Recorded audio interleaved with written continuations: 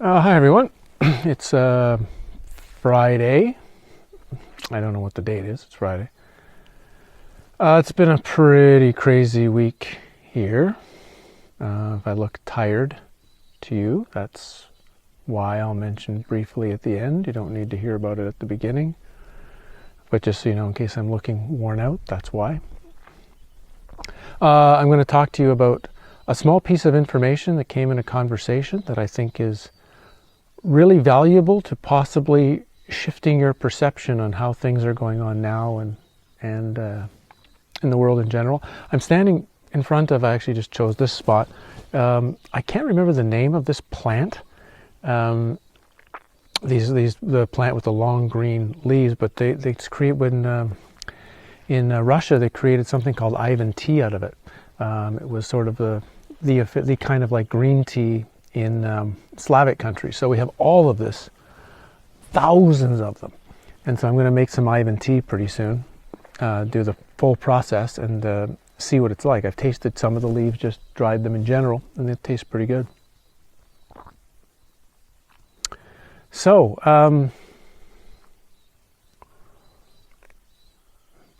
someone has mentioned, by the way, a lot of, for some reason when I talk now, I swallow a lot.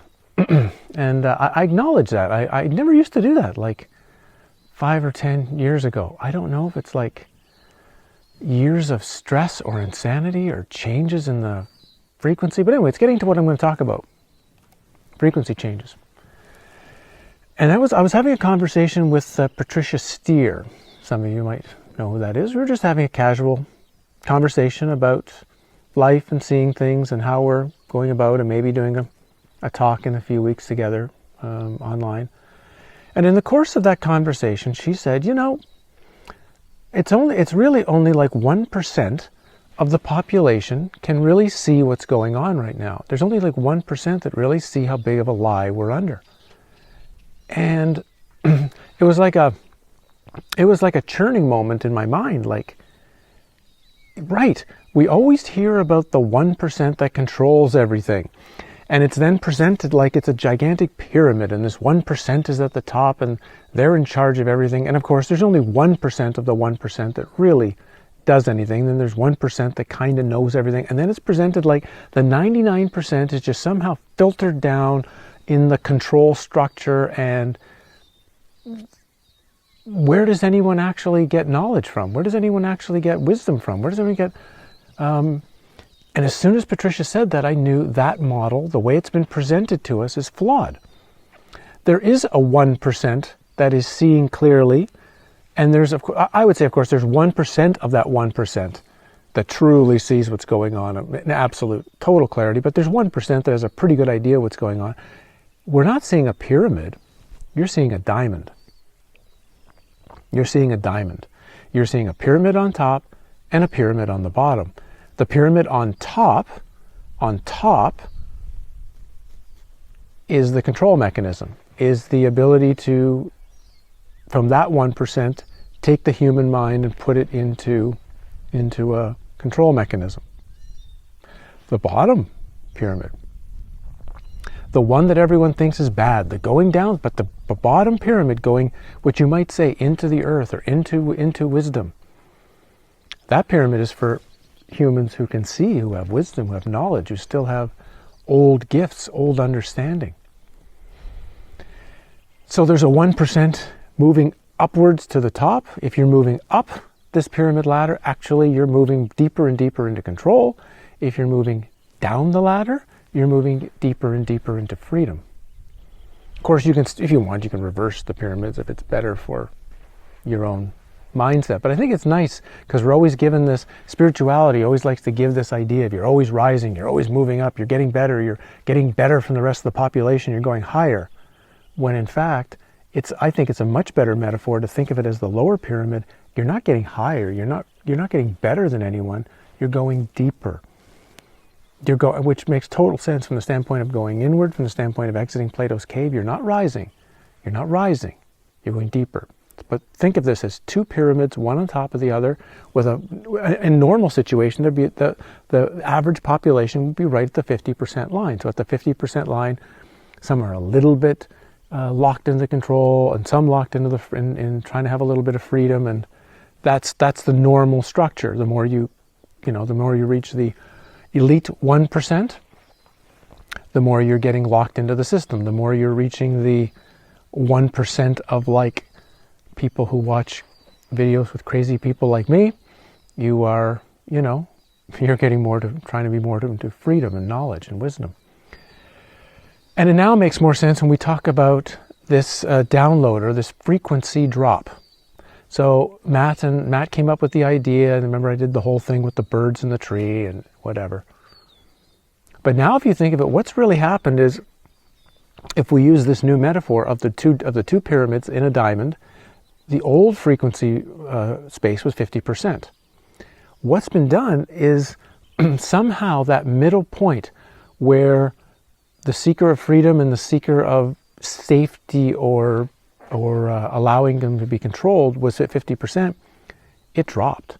That's the line. That was the magic. It dropped the 50% line maybe down to the 30% line. So all of a sudden you had this extra mass that was in 31 to 49 percentile that was slightly on the freedom, working to see things side. They got sucked up into the upper pyramid. They got sucked into the upper pyramid because of the control mechanism, the frequency range where the midpoint is supposed to be. That's what dropped. Does that make sense?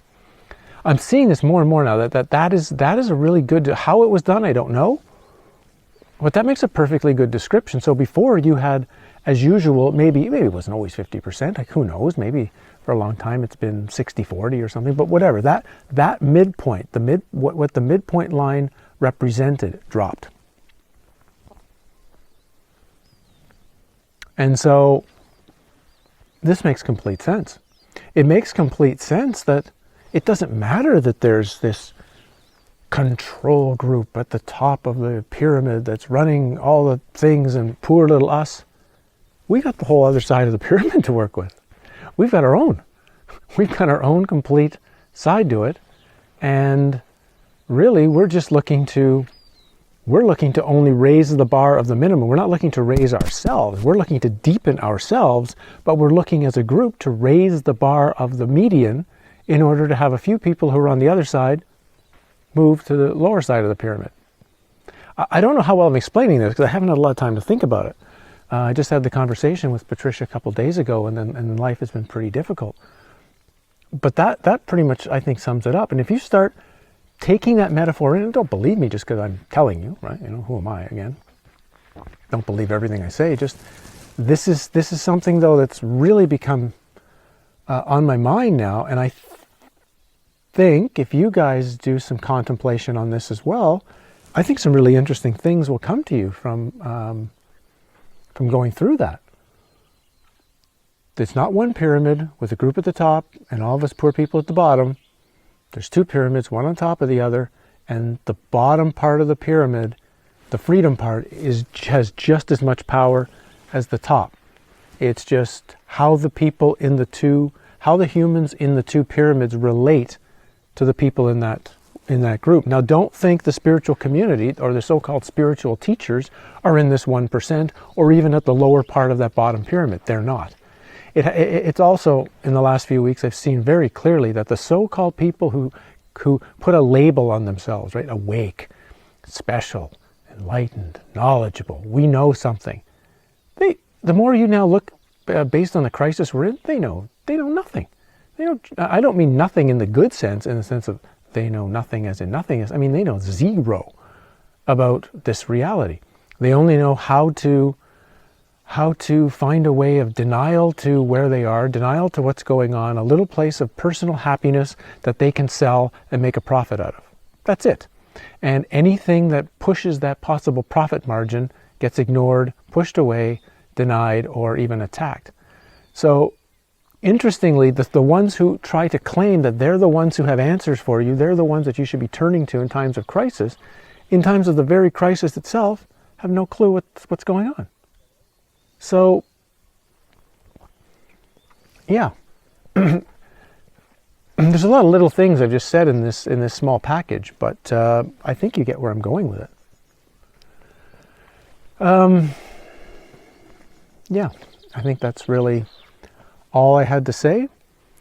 Like I say, I've had the week has just been crazy, actually.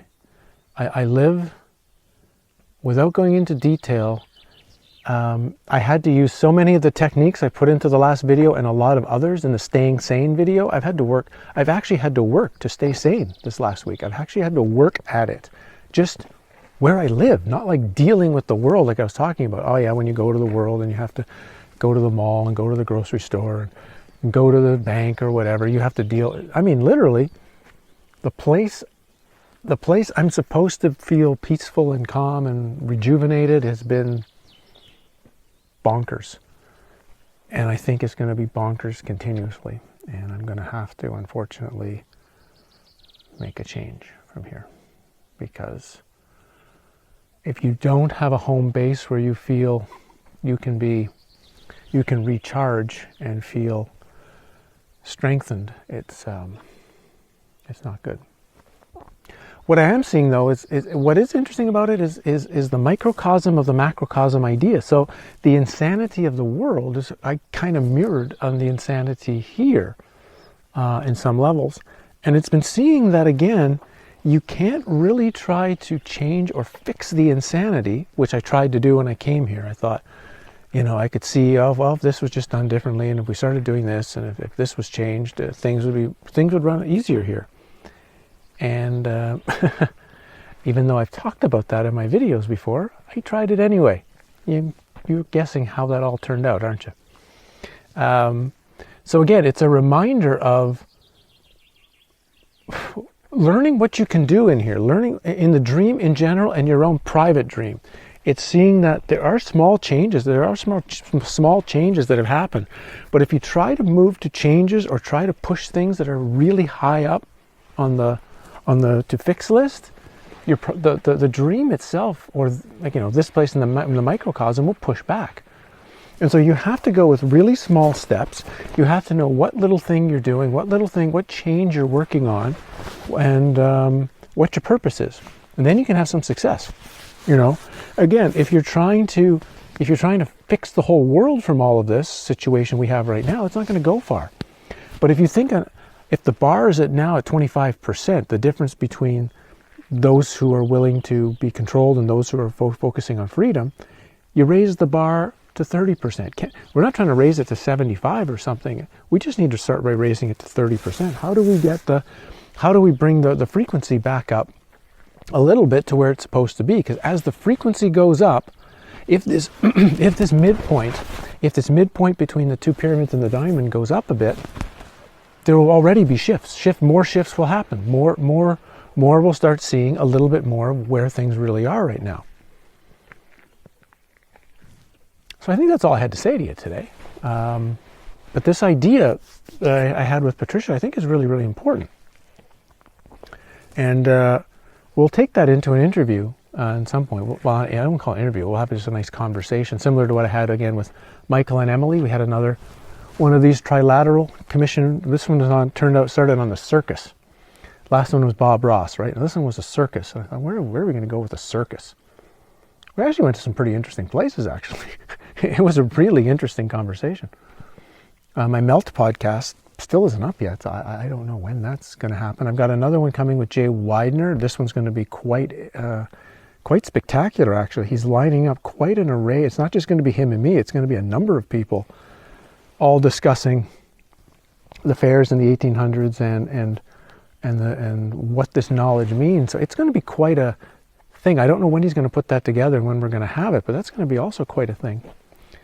So all that's coming up, and I just, I'm fine. I just wanted to warn you, I'm pretty run down, but I'm fine, and I'm learning a lot from this whole experience, which is kind of the point of coming out here anyway. That no matter what, one way or another, whether there's going to be a long-term thing or a short-term thing, it was going to be a great learning experience, which it has been. I've learned on more levels than I thought I would learn. I thought I'd just learn about farming out here. I've learned a lot about psychology and people and the world and energy, and I've learned a lot more about a whole lot of different subjects that maybe in a bit of a hard way, but I've learned it. Now, of course, I'll be learning how to make Ivan tea, which, I mean, I might have enough Ivan tea to start a business if I want to actually go to, you know, serious lengths.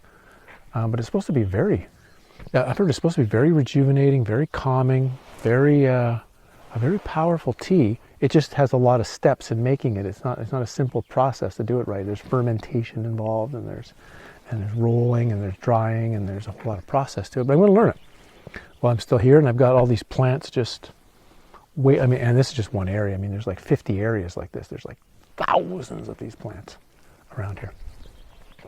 So that's what I had to say to you today. Still got a lot of stuff on the go that I'm going to get to once things over at Free Voice are ready. But this conversation, this piece of this 2 diamond thing, I thought was just too useful to just ignore.